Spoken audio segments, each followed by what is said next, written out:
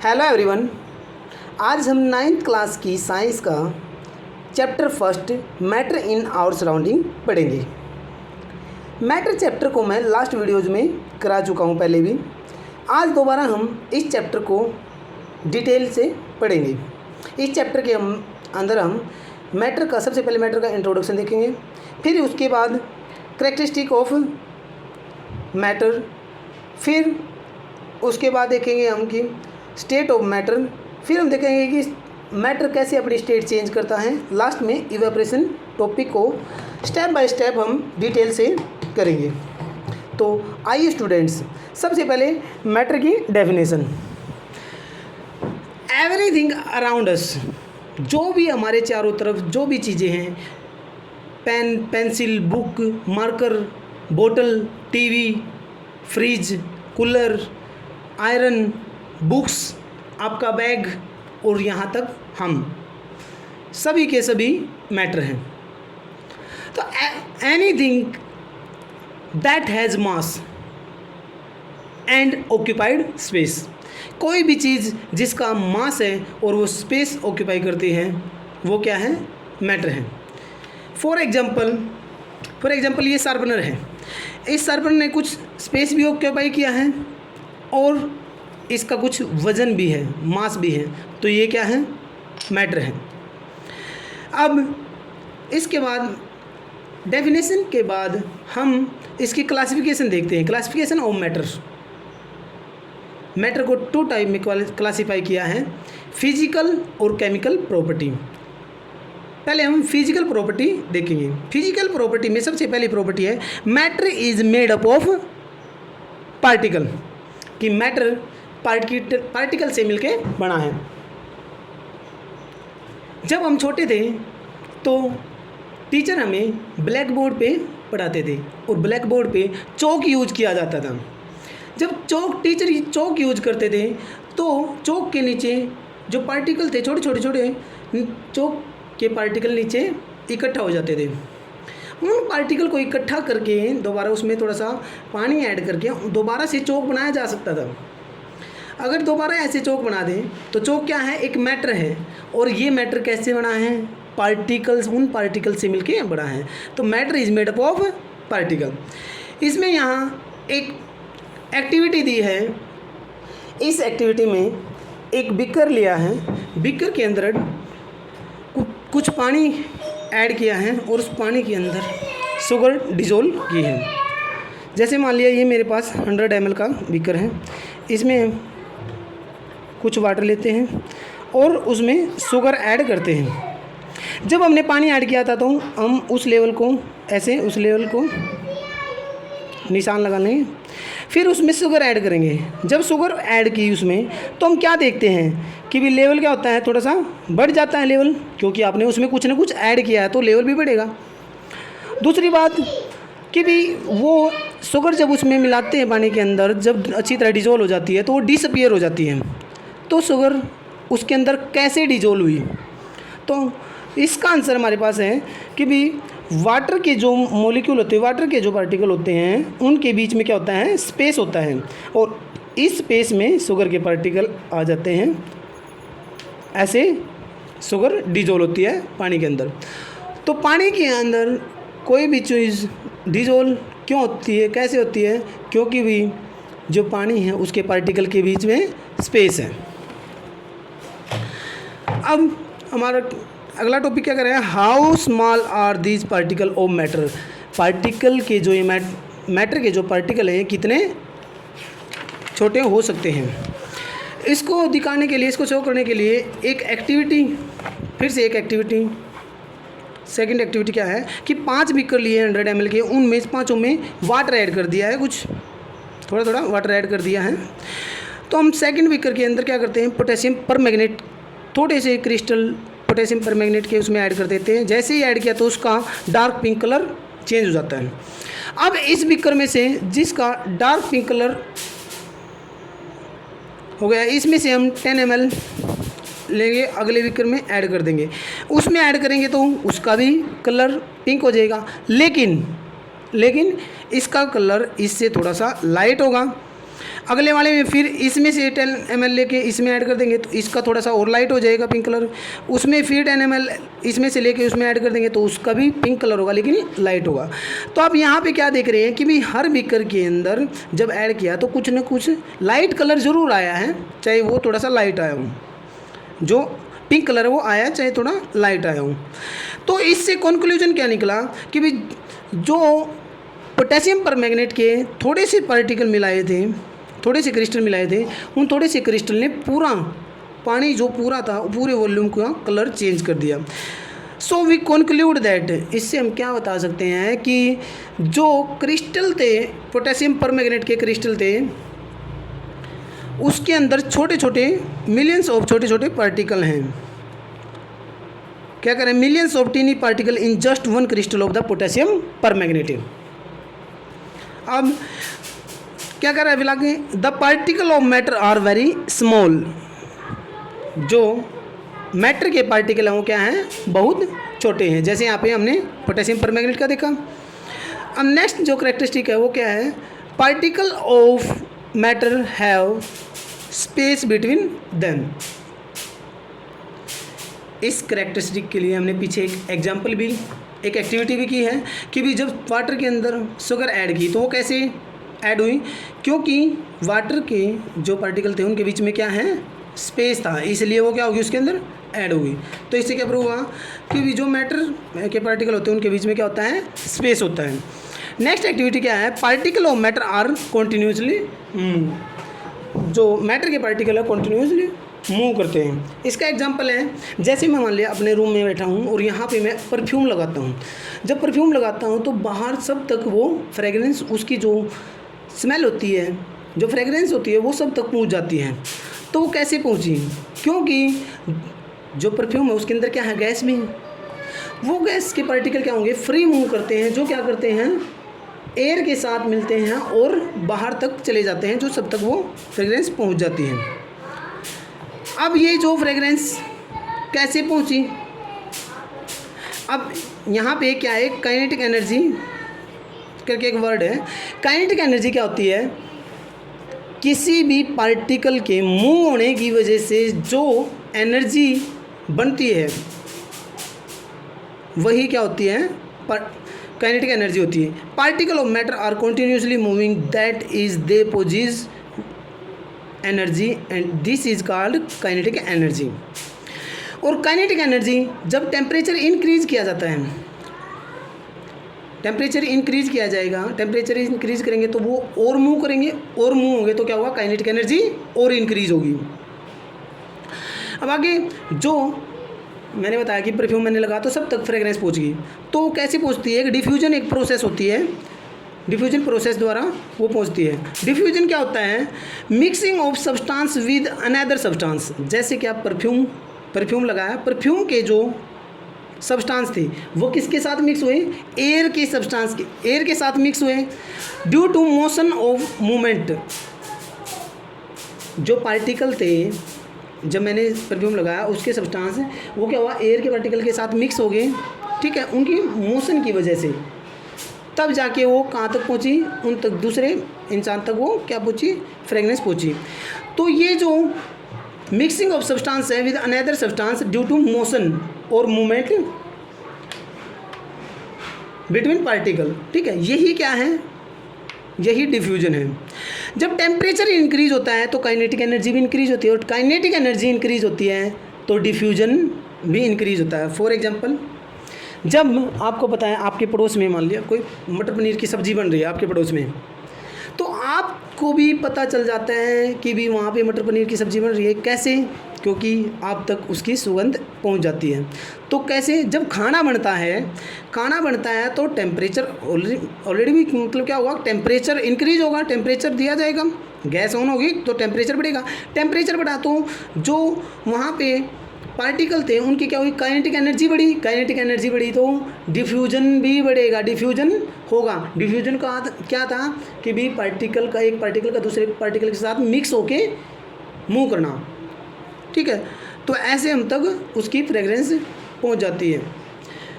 जब खाना बन जाता है, बन के रेडी हो जाता है, लेकिन जब वो उसको रखा रहता है तब तो नहीं आती है हमारे तक स्मेल, उसकी फ्रेगरेंस क्यों नहीं आती, सुगंध क्यों नहीं आती? क्योंकि भी उस टाइम पे टेम्परेचर लो होता है, तो काइनेटिक एनर्जी भी लो होगी, डिफ्यूजन भी ऑलरेडी आल्सो लो होगा। अब नेक्स्ट प्रॉपर्टी है particle of matter attract each other. जो मैटर के पार्टिकल हैं वो एक दूसरे को अट्रैक्ट करते हैं। जैसे ये है, मान लिया ये कोई एक मैटर है, उसके अंदर ये पार्टिकल है उसके, तो ये पार्टिकल एक दूसरे को आपस में एक दूसरे को अट्रैक्ट किए हुए हैं, एक दूसरे को अट्रैक्ट करते हैं। अब जैसे ये क्या है, पेंसिल के अंदर जो पार्टिकल हैं वो एक दूसरे को अट्रैक्ट किए हुए हैं, एक दूसरे को अट्रैक्ट किए हैं, तभी पेंसिल की ये शेप है, ठीक है। इनके बीच में स्पेस नहीं है, और क्या है, जो इनके बीच में फोर्स ऑफ अट्रैक्शन है, अट्रैक्शन भी ज़्यादा है। जो पेंसिल है, पेंसिल क्योंकि एक सॉलिड है, तो particle of matter attract each other, her particle का, मैटर का हर पार्टिकल एक दूसरे को अट्रैक्ट करता है। अब आगे, this force keeps particle together, the strength of this force of attraction varies from one kind of the matter to another. कहना है कि ये फोर्स है, पार्टिकल्स एक दूसरे को अट्रैक्ट करते हैं, और ये one kind to another kind पे डिपेंड करता है। जैसे सॉलिड, लिक्विड और गैस, सॉलिड के अंदर ये फोर्स ज़्यादा होता है, लिक्विड में थोड़ा कम होता है, गैस में क्या होगा, बिल्कुल ही कम होगा ये फोर्स। अब हमारे कुछ क्वेश्चन हैं, which of the following are matter, इनमें से मैटर क्या है, चेयर मैटर है, एयर मैटर है।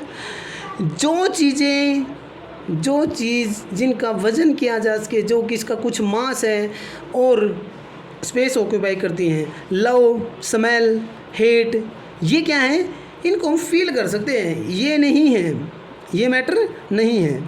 एलिमेंट है, थॉट नहीं है, कोल्ड ड्रिंक है, स्मेल ऑफ परफ्यूम, परफ्यूम की स्मेल, जो स्मेल है उसको फील किया जा सकता है, वो मैटर नहीं है। Give reason for following observation, the smell of hot sizzling food reach your several metres away. ये अभी मैंने आपको एग्जांपल बताया ही है कि भी टेम्परेचर बढ़ता है, काइनेटिक एनर्जी बढ़ती है, तो डिफ्यूजन बढ़ता है, जिस वजह से हम उसको, हमारे तक उसकी स्मेल पहुंच जाती है। A diver is able to cut through water in a swimming pool, which property of matter does this observe so.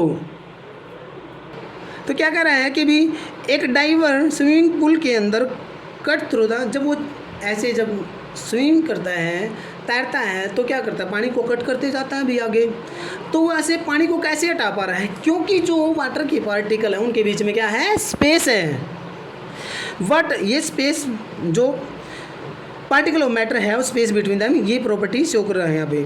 What are the characteristic of particle of matter, particle के मैटर की क्या क्या characteristic हैं कि भी जो matter के particle है उनके बीच में स्पेस है, वो मूव करते हैं और अट्रैक्ट करते हैं एक दूसरे को, ये कैरेक्टरिस्टिक है। अब हमारा नेक्स्ट टॉपिक क्या है, स्टेट ऑफ मैटर। मैटर की 3 स्टेट होती हैं, सॉलिड, लिक्विड और गैस। इन तीनों प्रॉपर्टी को मैंने बहुत अच्छे से समझा रखा है, इन तीनों स्टेट को बहुत अच्छे से समझा रखा है। देखो मैंने इसका पहले भी इसको समझाया है। अब स्टेट ऑफ मैटर, 3 स्टेट है, सॉलिड, लिक्विड और गैस। हम इन तीनों को डिफ्रेंशिएट करेंगे, इन तीनों को डिफ्रेंशिएट करके समझेंगे, इनकी प्रॉपर्टी को तीनों को अच्छे से समझ में आएगा। सब जो प्रॉपर्टी हैं, सबसे पहली प्रॉपर्टी है शेप, कि भी सॉलिड, लिक्विड और गैस की शेप कैसी होती है। अब ये पेंसिल है, पेंसिल की शेप यहाँ भी ऐसी है, चाहे इसको ज्योमेट्री में रखूँ, चाहे मैं बेड पे रखूँ, चाहे कहीं भी रखूँ, इसकी शेप ऐसी ही रहेगी। तो सॉलिड की शेप क्या है, फिक्स है। अब लिक्विड है, लिक्विड आप एक गिलास पानी लो तो गिलास की शेप है, उसको बोतल में डालो, बोतल की शेप ले लेगा, फर्श पे गिरा दो, फर्श की शेप ले लेगा, डस्टबिन में डाल दो, डस्टबिन की शेप, तो शेप फिक्स नहीं है। गैस की भी शेप फिक्स नहीं है, सिलेंडर में डाल दो, सिलेंडर की शेप ले लेगा, परफ्यूम के अंदर परफ्यूम की शेप ले लेगा, जिस कंटेनर में जाएगा उसी की शेप ले लेगा। ऐसे ही लिक्विड था। अब वॉल्यूम क्या है, वॉल्यूम है कि भाई जो स्पेस ऑक्यूपाई करता है वही वॉल्यूम होती है। तो सॉलिड की वॉल्यूम भी, अब पेंसिल का स्पेस यही है, तो ये फिक्स है, अभी कहीं भी लेके जाओ इसको, तो सॉलिड की वॉल्यूम भी फिक्स है। लिक्विड की वॉल्यूम कैसे, जैसे फॉर एग्जांपल 1 लीटर पानी है, वो बोतल के अंदर भी 1 लीटर रहेगा, चाहे उस 1 लीटर को बाल्टी में डालो तो भी वो 1 लीटर ही रहेगा, चाहे आप उसको डस्टबिन में डालो, बोतल में डालो, चाहे आप फर्श पे गिरा दो, वो 1 लीटर पानी 1 लीटर ही रहेगा, उसकी वॉल्यूम फिक्स है। अब गैस है, फॉर एग्जांपल गैस है 100 ग्राम गैस है, जैसे हमारे पास क्या है 100 ग्राम गैस है, 100 ग्राम गैस मैंने परफ्यूम में भर दी, परफ्यूम में भरी तो उसने परफ्यूम की वॉल्यूम ले ली, क्योंकि पूरे परफ्यूम में फैल गई, क्योंकि गैस के जो पार्टिकल है वो फ्री मूव करते हैं। उसने परफ्यूम की जो भी वॉल्यूम होगी, मान लिया वो 100 लीटर, मान लिया 200 ml का हो, ठीक है उसकी। अब हमारा सिलेंडर कितने का होता है, 14 किलो का होता है भाई, ठीक है। अब सिलेंडर में वो 100 ग्राम गैस को डालूंगा तो वो पूरे के पूरे सिलेंडर में फैल जाएगी, वो उसकी वॉल्यूम को, पूरी की पूरी वॉल्यूम को कवर कर लेगी, स्पेस को कवर कर लेगी। गैस जहाँ भी जाएगी उसी का स्पेस कवर कर लेगी, तो स्पेस भी फिक्स नहीं है, तो इसका मतलब वॉल्यूम फिक्स नहीं है। अब अरेंजमेंट ऑफ पार्टिकल, सॉलिड, सबसे पहले क्या है सॉलिड। सॉलिड के पार्टिकल होते हैं वो बिल्कुल एक दूसरे से बिल्कुल ऐसे अटैच्ड होते हैं। जो लिक्विड के पार्टिकल होते हैं उनके बीच में थोड़ा सा स्पेस होता है, और जो गैस के पार्टिकल होते हैं उनके बीच में बहुत ज़्यादा स्पेस होता है। तो सॉलिड के जो पार्टिकल उनका अरेंजमेंट कैसा है, उनका अरेंजमेंट है कि ये क्लोजली पैक्ड हैं। लिक्विड के पार्टिकल थोड़े से लूजली पैक्ड हैं, और जो गैस के पार्टिकल क्या हैं वेरी लूजली पैक्ड या फिर वेरी फार अपार्ट, एक दूसरे से दूर हैं। अब स्पेस, इंटरमोलिकुलर स्पेस, इंटरमोलिकुलर यानी कि जो इनके बीच जो मॉलिक्यूल हैं उनके बीच का स्पेस। अब सॉलिड का देखो, आप सॉलिड देखो, सॉलिड के पार्टिकल्स के बीच में आपको स्पेस दिख रहा है, नहीं है, तो मिनिमम या फिर स्पेस क्या है, ना के बराबर नेग्लिजिबल स्पेस है। लिक्विड में स्पेस क्या है, थोड़ा सा सॉलिड से ज़्यादा है लेकिन गैस से कम है।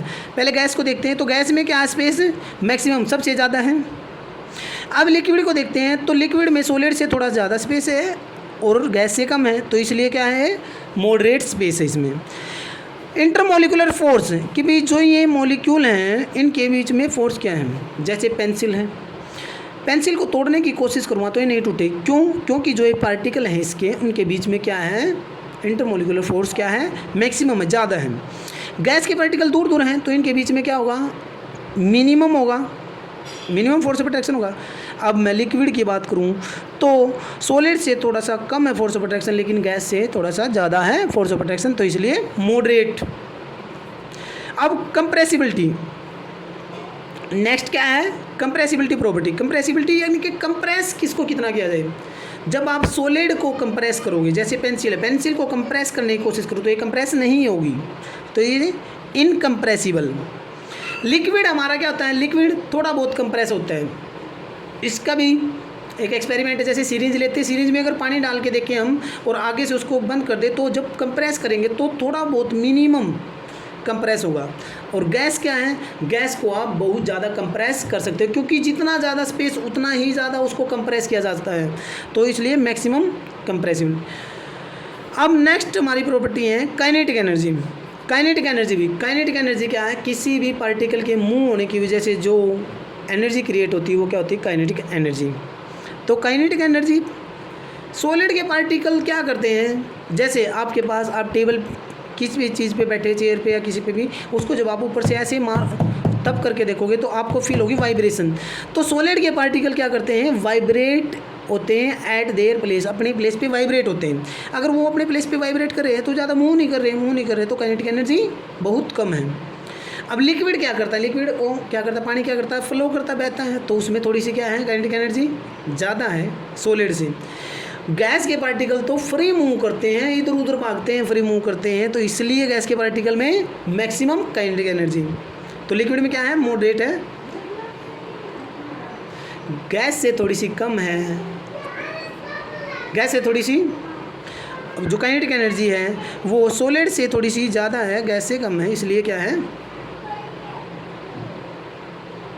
Kinetic energy moderate.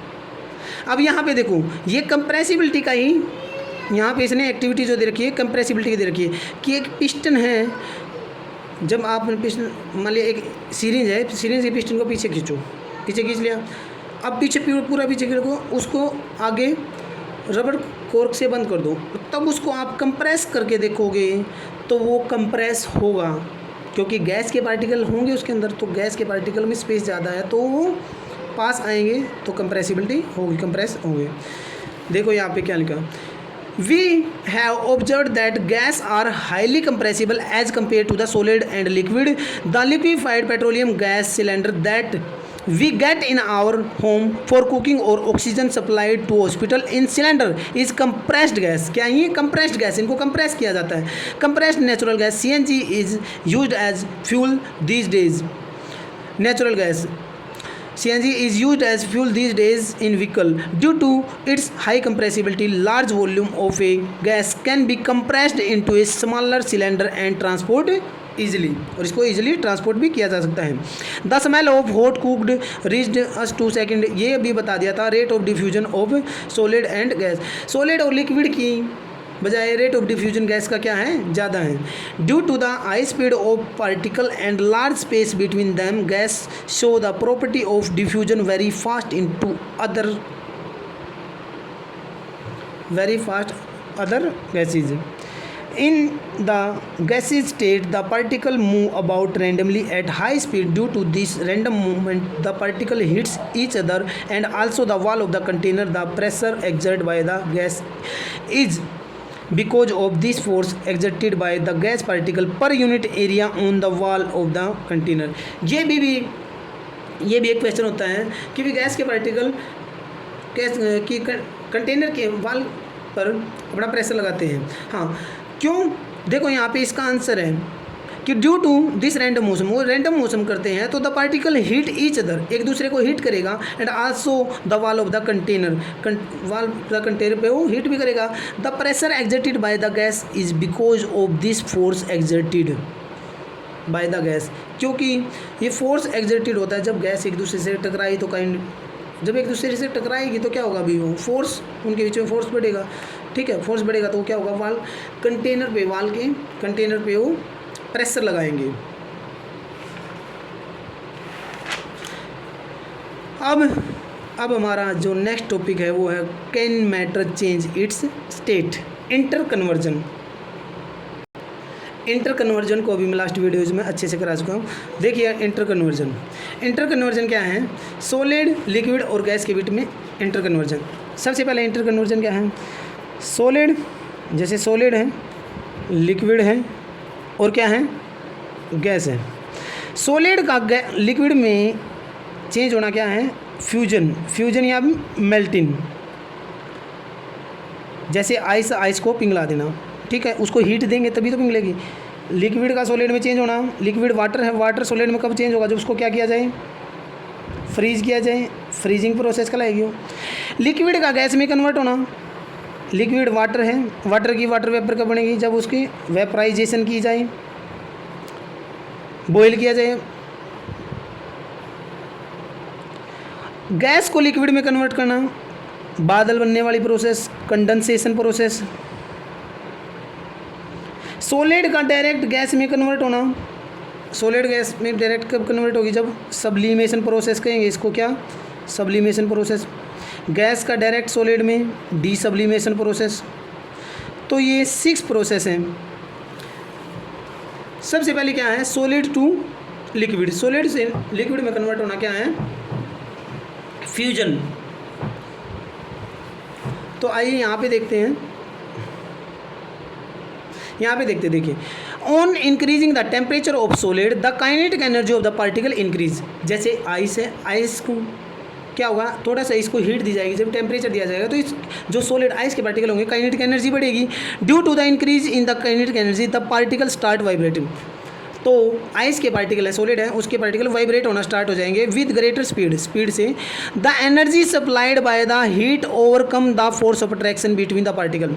जो एनर्जी दी जाएगी, जो काइनेटिक एनर्जी होगी उनकी, जो आइस के पार्टिकल उनके बीच में, क्योंकि सॉलिड है, उनके बीच में फोर्स ऑफ अट्रैक्शन है, उसको क्या करेगी, और कम करेगी, उसको डिक्रीज कर देगी। The particles leaves their fixed position. तो पार्टिकल अपनी फिक्स पोजीशन को छोड़ना स्टार्ट कर देंगे एंड स्टार्ट मूविंग फ्रीली, और मेल्ट होना स्टार्ट हो जाएंगे। Stage is reached when the solid melts जब सॉलिड मेल्ट होती है तब होती है stage, and it converted to liquid, और लिक्विड में कन्वर्ट होने लग जाती है। The temperature at which a solid melt to become a liquid at atmospheric pressure is called melting point. Melting point क्या है? The temperature at which a solid melts, वो temperature जहाँ पे एक सॉलिड मेल्ट होता है, एक फिक्स टेम्परेचर है, the fix temperature at which solid melts to become a liquid at atmospheric pressure is called melting point. The melting point of a solid is an indication of the strength of the force of attraction between its particle. The melting point of ice का जो melting point है वो क्या है? 273 kelvin, 273 kelvin या फिर 0 degree Celsius. The process of melting that is change of solid into liquid is also known as fusion. इस process को फ्यूजन भी बोलते हैं। अब मैंने वहीं पे बताया था सॉलिड चेंज लिक्विड में। When a solid melt its temperature remain the same, so where does the heat energy go. ये बहुत इंपॉर्टेंट टॉपिक है जो बच्चों को क्लास में समझ में भी नहीं आता है, तो इसको हम अच्छे से समझेंगे कि भी जब सॉलिड मेल्ट होता है तो टेम्परेचर उसका सेम रहता है। जैसे मान लिया ये बर्फ़ है, बर्फ़ जब बर्फ़ होती है फ्रीज के अंदर, बर्फ़ मान लिया उसका क्या है 10 degree Celsius -10 degree Celsius temperature है। जब उसको फ्रीज से बाहर निकाला, जब फ्रीज से बाहर निकाल के रख देते हैं तो मान लेते हैं कि वो 0 डिग्री सेल्सियस पे आ गई। जब बर्फ़ पिघलना स्टार्ट हो जाती है तो उसका 0 डिग्री सेल्सियस पे आके वो पिघलना स्टार्ट करेगी। अब मान लेते हैं ये बर्फ़ यहाँ पे, अब मान लेते हैं कि बर्फ़ क्या है, बर्फ़ ने पिघलना स्टार्ट कर दिया। ऐसे बर्फ़ ने पिघलना स्टार्ट कर दिया। जब बर्फ़ पिघल जाती है, जब बर्फ़ पिघलती है तो पानी बनता है धीरे धीरे उसका। मान लिया ये पूरी बर्फ़ में से इतनी बर्फ़, ये नीचे वाली बर्फ़ पिघल गई है, इतना पानी बन गया है। इस पानी का 0 डिग्री सेल्सियस टेम्परेचर क्या होगा? 0 डिग्री सेल्सियस टेम्परेचर होगा। तो वो यही पूछ रहा है कि भी जब सॉलिड से लिक्विड बना, जब आइस वाटर में चेंज हुई तो उसको टेम्परेचर दिया जा रहा था, तो इसका टेम्परेचर तो अभी भी 0 डिग्री सेल्सियस है। तो टेम्परेचर गया कहाँ पे? वो टेम्परेचर यूज हुआ है सॉलिड को मेल्ट करने में, इस आइस को मेल्ट करने में वो टेम्परेचर यूज हुआ है। ठीक है, अब देखो, you must have observe that during the experiment melting that the temperature of the system does not change after the melting point reached. ठीक है, देखो यहाँ पे आते हैं सीधा direct. As this heat energy is absorb by ice without showing any rise in temperature. Ice ने heat absorb की, आइस पिघली, और आइस जब पिघलती है तो टेम्परेचर में राइज नहीं दिखाती, टेम्परेचर उसका बढ़ता नहीं है। It is considered that it gets hidden into the content of the beaker and it's known as latent heat. तो वो जो हीट वो कह रहे हैं कि भी वो हीट उस सॉलिड को लिक्विड में कन्वर्ट करने के काम आ रही है, उसमें यूज हो रही है। तो उसी को कह रहा है कि वो जो हीट है वो हिडन होगी, वहाँ से हिडन फॉर्म में उसको चेंज कर रही है, इसीलिए उसको बोला है लेटेंट हीट। लेटेंट मतलब हिडन, छुपी हुई heat. The word latent means hidden. तो लेटेंट ऑफ हीट क्या है? The amount of heat that is required, वो अमाउंट ऑफ हीट जो रिक्वायर्ड है to change 1 kilogram of solid into liquid. जैसे मान लिया ये 1 किलोग्राम ये बर्फ़ है, इस 1 किलोग्राम बर्फ़ को पिघलाने के लिए, ये 1 किलोग्राम बर्फ़ है, इसको पिघलाने के लिए जो हीट यहाँ पे यूज हुई है वही क्या है? लेटेंट हीट है। Latent heat pressure at atmospheric pressure at its melting point is known as the latent heat form. ये क्या है? जब सॉलिड से लिक्विड, जब सॉलिड को पिघलाने के लिए हीट लेटेंट हीट यूज होती है उसको बोलते हैं latent heat of fusion. So particles in water at 0 degree Celsius have more energy as compared to particle in ice। ठीक है, इसीलिए कहना है कि जो वाटर के जो पार्टिकल हैं 0 डिग्री सेल्सियस पे जब बर्फ़ पिघल जाती है तो वाटर बनता है ना, तो 0 डिग्री सेल्सियस पे कह रहा है कि उसमें ज़्यादा एनर्जी होती है बर्फ़ की बजाय, जब वो बर्फ़ होती है एट द सेम टेम्परेचर। अब आगे क्या कर रहा है, the temperature at which a liquid start boils. अब आगे जैसे मान लेते हैं कि ये पानी में चेंज हो गया, पानी में चेंज हो गया, इसकी होगी, ठीक है, पानी में चेंज हो गया, ये आ गया नॉर्मल। अब इस पानी को हम क्या करते हैं, बॉयल करते हैं, इसी पानी को बॉयल करते हैं 100 डिग्री सेल्सियस पे, 100 डिग्री सेल्सियस पे इसको बॉयल करते हैं। इसको 100 डिग्री सेल्सियस पे बॉयल करते हैं तो इसकी बनती है वाटर वेपर। उन वाटर वेपर का भी 100 डिग्री सेल्सियस ही टेम्परेचर होता है। तो यहाँ पे इनका भी 100 डिग्री सेल्सियस टेम्परेचर, इसका भी 100 डिग्री सेल्सियस टेम्परेचर, जिसको गर्म किया जा रहा है। तो जो हीट दी जा रही वो कहाँ गई, वो हीट यूज हुई है लिक्विड को गैस में कन्वर्ट के लिए करने के लिए। The temperature at which a liquid start boils at the atmospheric pressure is known as boiling point, उसको बॉइलिंग पॉइंट कहेंगे। और जो हीट यहाँ पे यूज हुई है वो क्या है, लेटेंट हीट ऑफ वेपराइजेशन। ये रही देखो, this is because particle in steam have absorbed extra energy in the form of the latent heat of vaporisation.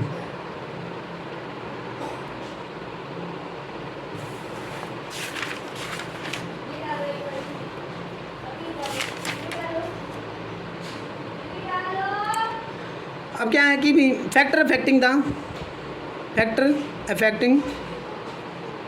जो फैक्टर अफेक्ट करते हैं स्टेट ऑफ मैटर को। तो पहला फैक्टर है टेम्परेचर। टेम्परेचर कैसे अफेक्ट करेगा भाई, जब टेम्परेचर इंक्रीज़ किया जाएगा, जब टेम्परेचर इंक्रीज़ किया जाएगा तो क्या काइनेटिक एनर्जी बढ़ेगी, काइनेटिक एनर्जी बढ़ेगी तो उसके अंदर मोशन बढ़ेगी और क्या होगा, उसकी स्टेट चेंज होगी। जैसे आइस है, आइस को टेम्परेचर दिया तो उसके काइनेटिक एनर्जी बढ़ी तो उनके बीच में क्या हुआ, उनके बीच का जो फोर्स है वो और कम हो जाएगा। तो क्या हुआ, वो मेल्ट करना स्टार्ट हो जाएगी। जब टेम्परेचर बढ़ेगा, ठीक है, तो काइनेटिक एनर्जी बढ़ेगी। और टेम्परेचर कम होगा तो क्या होगा, काइनेटिक एनर्जी डिक्रीज होगी। जैसे क्या है, पानी है, पानी को फ्रीज़ किया तो क्या हुआ, कूल किया तो टेम्परेचर कम हुआ तो काइनेटिक एनर्जी भी कम होगी। दूसरा क्या कर रहा है, effect of change of pressure. Pressure कैसे क्या चेंज कर, प्रेशर का इफेक्ट कैसे होता है, प्रेशर टेम्परेचर का बिल्कुल उल्टा होता है, बिल्कुल उसका दुश्मन होता है, उल्टा है उसका बिल्कुल। जो टेम्परेचर करेगा प्रेशर उसका उल्टा करेगा। टेम्परेचर बढ़ा था काइनेटिक एनर्जी बढ़ी थी। टेम्परेचर जब इंक्रीज हुआ था तो क्या हुआ था, उनके बीच का स्पेस भी बढ़ेगा भाई जब काइनेटिक एनर्जी टेम्परेचर बढ़ेगा। लेकिन यहाँ पे उल्टा है, जब प्रेशर इंक्रीज होगा, प्रेशर मान लीजिए इनके बीच में स्पेस है, देखो यहाँ पे प्रेशर क्या है, इतना प्रेशर है, मतलब प्रेशर नहीं दिया गया है, उनके बीच में स्पेस है। जब प्रेशर इंक्रीज़ किया तो और पास आए, और प्रेशर इंक्रीज़ किया तो ये और पास आएंगे, तो उनके बीच का स्पेस कम होगा। Applying pressure and reducing temperature can liquefy. Gas को लिक्विफाई कैसे किया जाता है, कंडेंसेशन प्रोसेस कैसे होती है, बादल कैसे बनता है, जब वाटर वेपर ऊपर जाती हैं, जब ऊपर जाती हैं तो प्रेशर बढ़ता है, आसमान में ऊपर जाते हैं तो प्रेशर ज़्यादा होता है, प्रेशर और टेम्परेचर कम होता है। टेम्परेचर जब कम होगा और प्रेशर बढ़ेगा तो गैस के जो पार्टिकल वो नज़दीक आएंगे और टेम्परेचर कम होगा तो उनकी कहीं जो एनर्जी है, मोशन है, वो सीज हो जाएगी और वो लिक्विड में कन्वर्ट हो जाएंगे। Have you heard of the solid carbon dioxide. क्या सॉलिड कार्बन डाइऑक्साइड के बारे में आपने सुना है? सॉलिड कार्बन डाइऑक्साइड गैस होती है, उसको ड्राई आइस बोलते हैं। सॉलिड कार्बन डाइऑक्साइड गैस होती है, उसको डायरेक्ट सॉलिड में कन्वर्ट किया जाता है।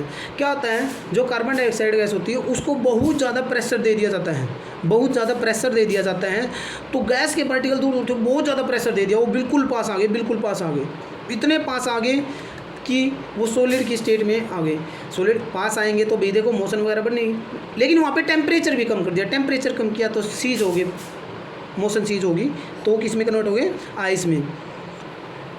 तो यहाँ क्या है, solid CO2 gets converted directly to the gaseous state on decreasing the pressure को डिक्रीज किया, on decreasing pressure to the 1 atmospheric about into liquid.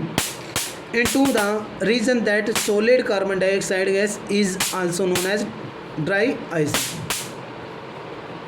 तो हम भाई हमने पीछे क्या देखा था, state matter change it's state, पहले हमने पढ़ ली थी फ्यूजन। जब सॉलिड चेंज हुआ किसमें, लिक्विड में, वो फ्यूजन है, ठीक है, मेल्टिंग बोलेंगे। जब लिक्विड सॉलिड में बनेगा, जैसे पानी है, क्या है, पानी है, उसको फ्रीज कर देंगे तो क्या बन जाएगी उसकी, बर्फ़। तो क्या किया, फ्रीज, तो इसको बोलेंगे फ्रीजिंग।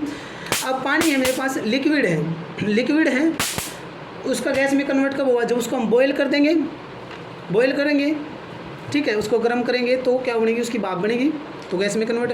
गैस लिक्विड कैसे बनेगी, कंडेंसेशन प्रोसेस, बादल वाली प्रोसेस आपको समझा दी। सॉलिड है, सॉलिड डायरेक्ट गैस में कब कन्वर्ट होगा, उसको बोलेंगे सब्लिमेशन प्रोसेस। क्या बोलेंगे, sublimation process. Example, naphthalene balls. जब हम बाहर जाते हैं रेस्टोरेंट वगैरह में या कहीं होटल वगैरह भी जाते हैं, तो कोमोड वगैरह, जो वॉशरूम वगैरह के कोमोड होते हैं, उनमें आपने देखा होगा छोटी छोटी सफ़ेद गोल होती है, वो क्या होती हैं, नेफ्थलीन बॉल होती है। वो सॉलिड होती है, डायरेक्ट गैस में कन्वर्ट होती है। दूसरा एग्जाम्पल, ओडोनिल का आपने सुना होगा, वो बाथरूम वगैरह में लगाते हैं ताकि वहाँ से स्मेल वगैरह आए। तो वो जो ओडोनिल होती है सॉलिड में होती है। जब हम 2-4 बार दिन बाद देखते हैं तो वो डायरेक्ट गायब मिलती है। तो किस में डायरेक्ट कन्वर्ट हुई, वो गैस में कन्वर्ट हुई। गैस से सॉलिड डीसब्लिमेशन, गैस से डायरेक्ट डीसब्लिमेशन क्या है, एग्जाम्पल है स्नो की फॉर्मेशन क्या है, डीसब्लिमेशन का एग्जाम्पल है। अब हमारा एक इम्पोर्टेंट टॉपिक है,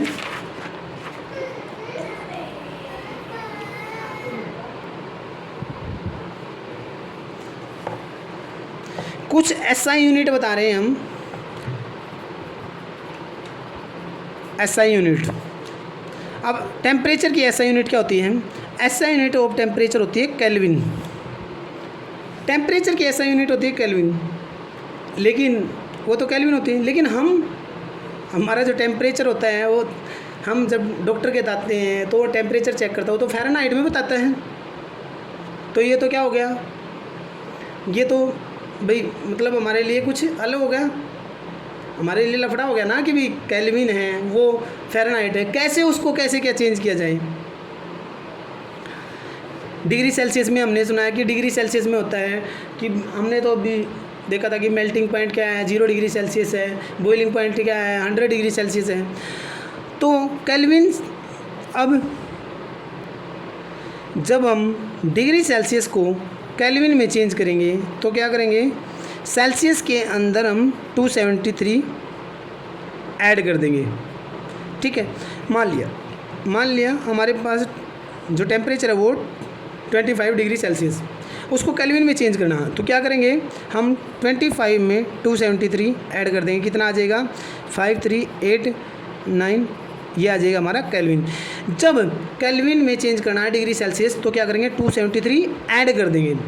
अगर हमारे पास केल्विन है और चेंज करना है डिग्री सेल्सियस में, अगर केल्विन है और उसको चेंज करना है डिग्री सेल्सियस में, तो क्या करेंगे, जितना केल्विन है उसमें से 273 को माइनस कर दो।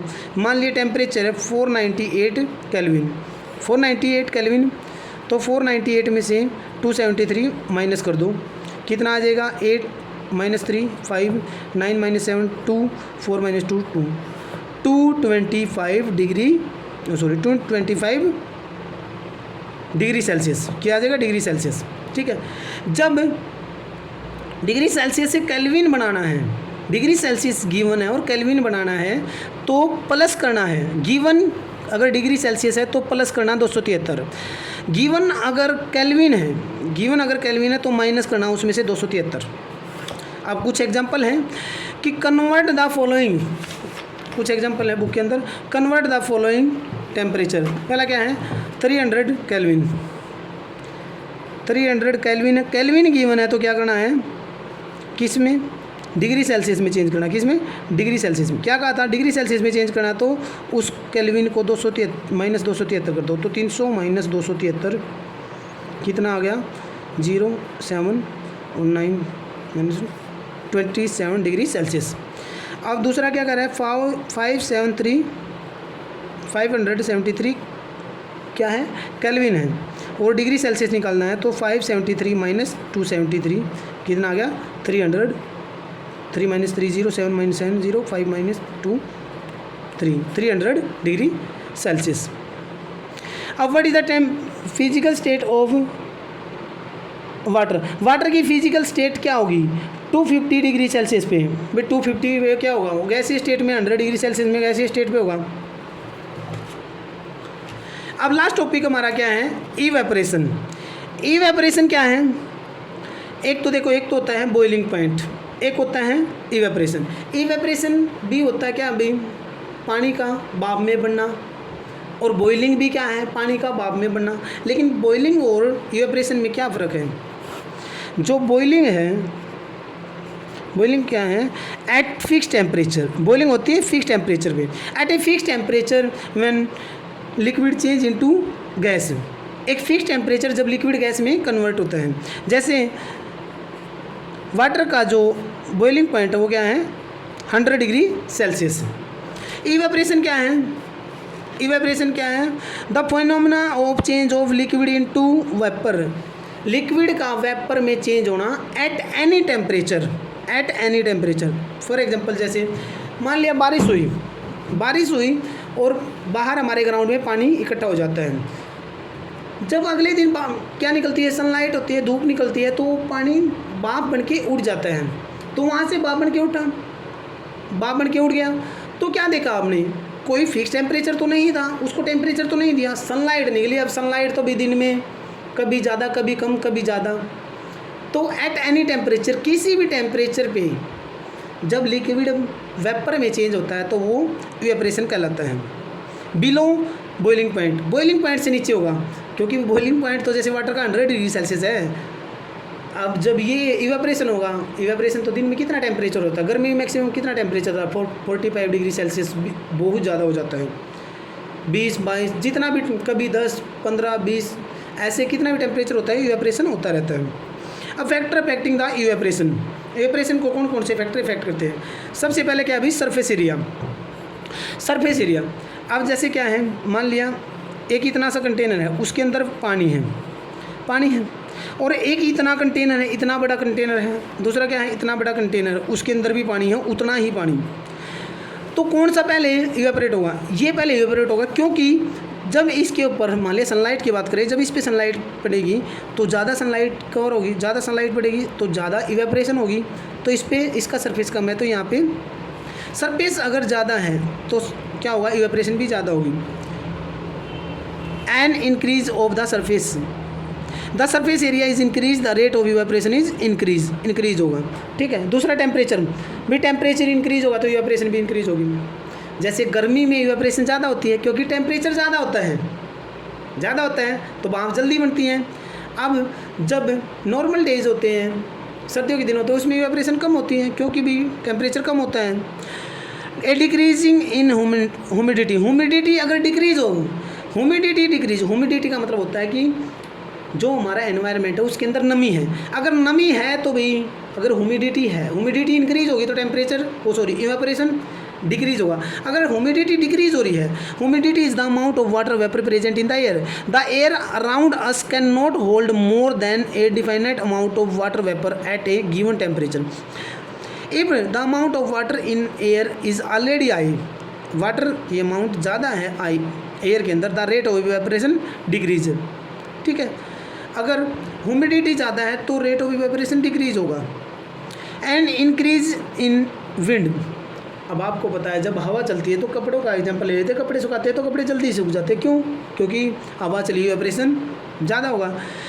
It is common that observation that the clothes, देखो क्लोथ्स का ही है एग्जांपल दिया, dry faster on windy days. ठीक है।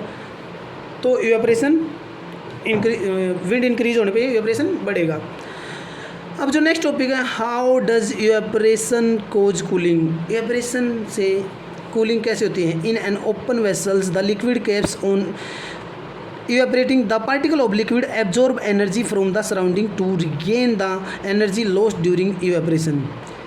जो कह रहा है कि particle of liquid absorb energy, जो लिक्विड के पार्टिकल हैं वो एनर्जी को सराउंडिंग से एब्जॉर्ब करते हैं, अपनी एनर्जी जो लॉस्ट करी थी उसको रिगेन करने के लिए। This absorption of energy from the surrounding make the surrounding cooled. क्या होता है, जब ट्रांसपीरेशन होती है, जैसे हमारे अंदर जैसे क्या होता है, जब पसीना आता है, आगे देखो यही एक वो दिया गया है एग्जांपल कि भी कॉटन के कपड़े क्यों पहनते हैं, कॉटन के कपड़े क्यों पहने जाते हैं कि जब हमें जब पसीना आता है तो पसीने में जब पानी बाहर निकलता है, पसीने में क्या होता है, पानी बाहर निकलता है, तो वो जो पानी बाहर निकलता है तो वो पानी क्या करता है, जो बाहर से जो भी एनवायरनमेंट होता है उससे क्या करेगा, सराउंडिंग से क्या करेगा, एनर्जी गेन करेगा, body surface and change it into vapour, और वेपर में चेंज हो जाएगा। The heat energy equal to the latent heat energy हुई तो लेटेंट में चेंज होगी क्योंकि उसने तो उसको वेपर बनाने में यूज होगी वो। Vaporisation is observe from the body living the body cool. जब क्या होगा, देखो जब हमें पसीना आता है तो क्या उसने क्या की, एनर्जी एब्जॉर्व की सराउंडिंग थे और भाप बन के उड़ गया। जब भाप बन के उड़ गया वो, तो जब कपड़े हमारे, हम कपड़ों का भी एग्जांपल लेते हैं, जब हम सूती कपड़े पहनते हैं तो उन पे क्या होता है, पानी लग जाता है, पसीना आता है तो पानी लगता है, और जो उसने सराउंडिंग से एनर्जी गेन की थी, वो जो एनर्जी गेन की थी वो तो किस में यूज होगी, वो गेन होगी वेपराइजेशन में। और जब हवा दोबारा उस पर लगेगी तो हमें क्या फील होता है, ठंडा फील होता है। Being a good observer of water help in observing the sweat and exposing it to the atmosphere for easy evaporation. अब लास्ट दो है हमारा टॉपिक है, वो है प्लाज्मा स्टेट और Bose Einstein condensation. Plasma state क्या है, मैटर की वो स्टेट होती है जिसमें क्या होता है, मैटर सुपर एनर्जेटिक होता है। ये एक ऐसी स्टेट है जिसमें मैटर क्या होता है, मैटर को इतनी टेम्परेचर, बहुत ज़्यादा टेम्परेचर दे दिया जाता है, वो स्टेट होती है मैटर की। इसका एग्जांपल है हमारा सन और स्टार में क्या होता है, बहुत ज़्यादा टेम्परेचर होता है, और सन में इतना ज़्यादा टेम्परेचर होता है तब तो यहाँ तक गर्मी पहुँची है। और जो इसका जो ये तो क्या है, नेचुरल हैं, इसके नेचुरल एग्जांपल हैं। जो होममेड एग्जांपल हैं, नियॉन साइन बल्ब हैं, जब आपने शाम को जब घूमने जाते हैं तो जब आजकल नहीं देखा है रेस्टोरेंट वगैरह या किसी भी चीज़ का जो साइन लगे होते हैं, वो एक बोर्ड सा लगा होता है और वो दूर से चमकते हुए दिखाई देते हैं, वो नियॉन साइन बल्ब होते हैं, उनमें प्लाज्मा यूज होती है। अब Bose Einstein condensation, Satyendranath Bose, Einstein जो आइंस्टाइन था, इन दोनों ने मिलकर ये स्टेट बनाई थी, बोस आइंस्टाइन कंडेंसेशन कौन सी है कि भी स्टेट मैटर को इतना कम टेम्परेचर इतना कम कर दिया कि जो उसकी मोशन थी वो क्या हो गई, बिल्कुल सीज हो गई है उनकी, उसको एक्सट्रीमली बिल्कुल कम डेंसिटी पे और कम टेम्परेचर, सुपर लो टेम्परेचर दिया जाता है। वो स्टेट होती है जब सुपर लो टेम्परेचर पे गैस होती है, वो होती है बोस आइंस्टाइन कंडेंसेशन। ठीक है, ये प्लाज्मा स्टेट और बोस आइंस्टाइन कंडेंसेशन ये पूछी भी नहीं जाती जल्दी, बस इनके बारे में इतना ब्रीफ थोड़ा बहुत ये दिया गया है। ओके स्टूडेंट, हमारा chapter complete. Thanks for watching video.